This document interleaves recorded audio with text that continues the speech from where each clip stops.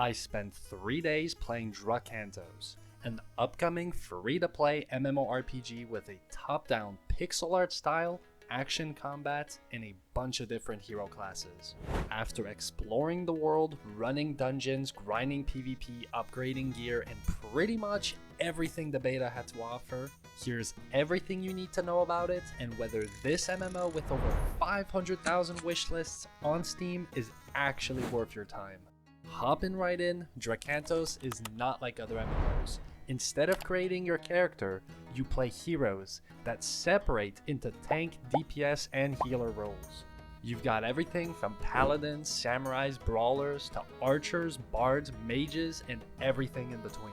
So, when you pick your class, the story begins. Alright, you already know me. I'm skipping all dialogue. And what is this, Elder Scrolls, starting in the back of the carriage? So, I started figuring out the basics. Okay, so it's WASD movement. Does not seem like I can click to move. No scroll wheel to zoom out. But that's not why you're here, so let's skip the boring parts.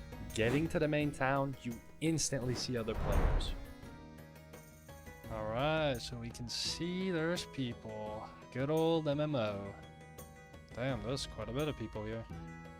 Alright, so we got furries in the game too. We got 3-tailed furries. There's shops, NPCs, and hidden loot that I just kept on missing. I just seen something shine over here. What is that? Can I take that? I don't think so. Now, the graphics here are 16-bit pixel art with the old school retro look, but they're mixed in with modern lighting, fluid animations, and updated effects. Also, to my surprise, the map is extremely well made. Everything is actually pretty detailed. That water reminds me of Minecraft. The way it looks, same color. In Drakantos, the progression is also quite interesting. Everything revolves around your power level, so to pump this number up, you need gear. So, this is where adventures come in. They are basically 3-man dungeons with increasing difficulty. You go in, complete whatever the objective is, like taking out a certain amount of enemies, finding collectibles, or hunting down a boss, then you extract and get XP, materials, gear, and other rewards. Alright, we got it all done. Let's get out of here. We killed 500 enemies? There's no way. Now, when it's time to progress, you have your main level, your equipment that can also be upgraded at a blacksmith, and abilities that you level up, plus they have rare modifiers to make them even more powerful. Then, there's artifacts which are like extra abilities. Actually, let's just spawn in the bear. Oh yeah, there we go. Ooh. Big AoE. Oh wow, my teammate has a giant golem. Alright, talk about me having a good bear. This guy has an entire golem. Screw it, let's spawn in the bear with him. And then my bear sits in the back while the golem does everything.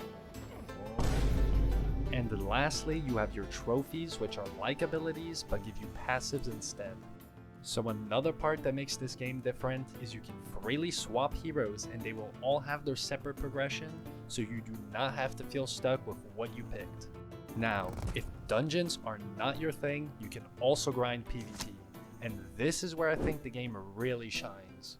A 3 vs 3 arena mode with casual and competitive options where you have objective modes like control where you hold down an area, and escort where you push a payload, and finally you have assault where it's a League of Legends like mode with towers and minions.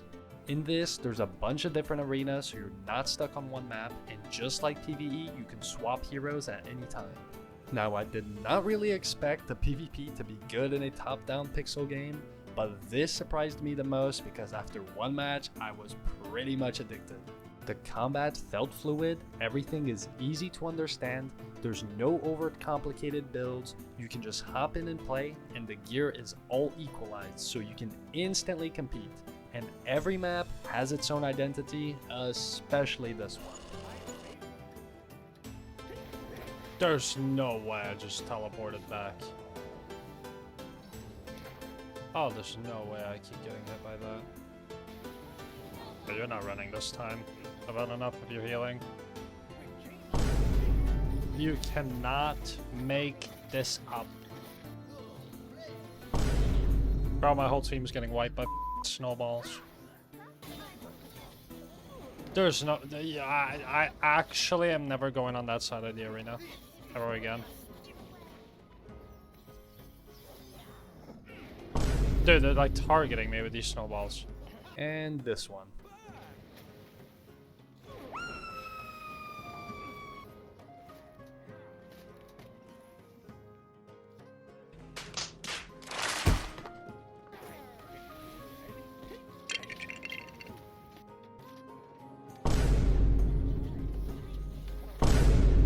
So, by the end of my time playing, PvP is where I ended up spending the most time and had the most fun. Now, if you want more of a chill experience where you explore, the third option is the open world. The world's packed up with a bunch of different locations that have side quests, caves, puzzles, hidden loot, events, and resources. This is also where gathering comes in with a bunch of different options. You got woodcutting, mining, fishing, and harvesting, which then ties back to using these resources for crafting. This is also where you get to use your mounts and pets, and from what we can see, there is a whole lot. Now, from the beta, we only got access to the forest biome, but I think we can expect to see more content by release. So now you're like, Batz, this game you said is going to be free to play, so that means there's going to be pay to win.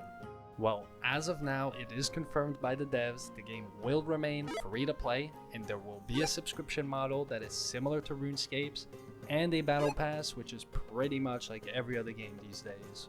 Now, depending on what you consider pay to win, it can be a little bit unclear. The developers said it will not be pay to win, but from what we can see, they say the subscription will provide progression advantages, but not raw stats. So to me, this is very vague, so let me know what you think in the comments. Also, from what I found, you can buy heroes with in-game currency that can be bought or grinded just like League of Legends. The subscription also appears to be purchasable with this currency, meaning you can get it just by playing. They also stated wanting to avoid a cash shop, and so will be leaving the cosmetics, mounts, and pets to be earned through gameplay achievements. So, in my opinion, I do not think this is pay to win, and it looks like they're being very generous with the game being free, the subscription being earnable, leaving the cosmetics, mounts, and pets to the achievements, and not paywalling the heroes. So, here is a quick pros and cons list, starting with the pros. I think WASD movement is huge, especially from the comments in my last video on Winds of Valen. The point and click was a deal breaker for many of you.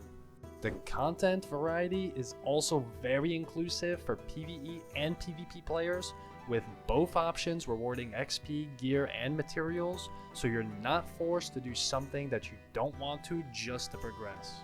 The class variety is also huge with 20 plus heroes and a bunch more to come at launch. Everyone's gonna have something that they like.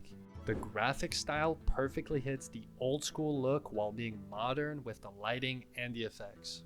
And with that, the game also runs extremely well. I did not lag or have any performance issues. The closest I got was when they had to update the servers, and I just happened to be mid-adventure, so it shut down, but they still rewarded me just like if I completed it, and I've not seen other MMOs do that.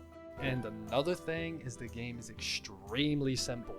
All these other MMOs have thousands of systems with gear, complicated classes and builds, confusing crafting, and it never ends. Drakantos eliminates all of that and keeps it simple so you have fun.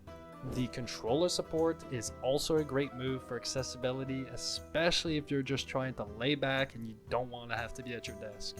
Now, personally, I do not care about storylines in games, but the fact that they went out of their way to add voices to a bunch of NPCs and all characters instead of just having text show, that means they put a lot of effort to polish the game and perfect it.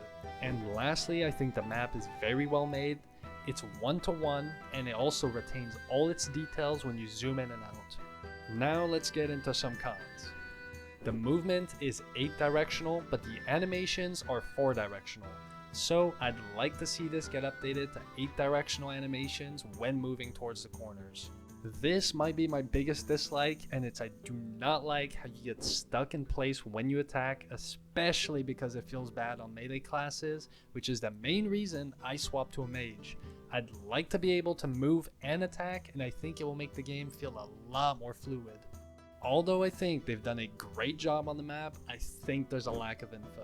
Or maybe just some general names on top of the buildings. I don't know, something. Yeah, like even inside of here, I don't know, like if you click on it, it expands and tells you what they do exactly. Even the doors, just kind of like a name to where this goes. And with that, I also think we need more clues and directions on some missions. So where do I plant these? This way maybe? I don't get it. Oh. One here. Yep. Oh, right here.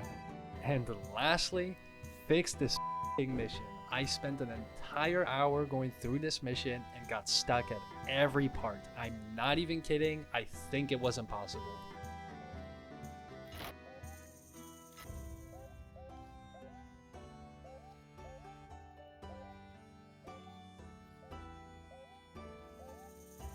So yeah, the game will have a bunch of new content coming, and things that were not accessible in the closed beta will be, like guilds, personal land for homes, the auction house, and PvP VE zones.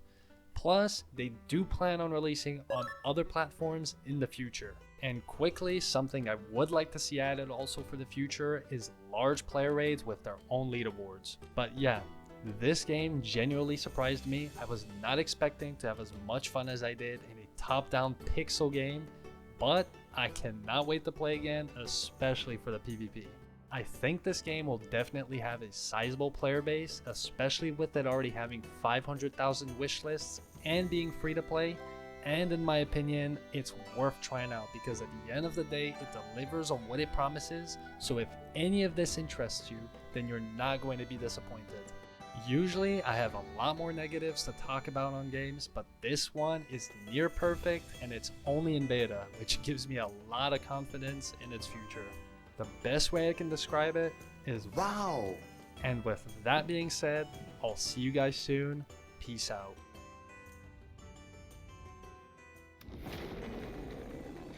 Did I just get eaten?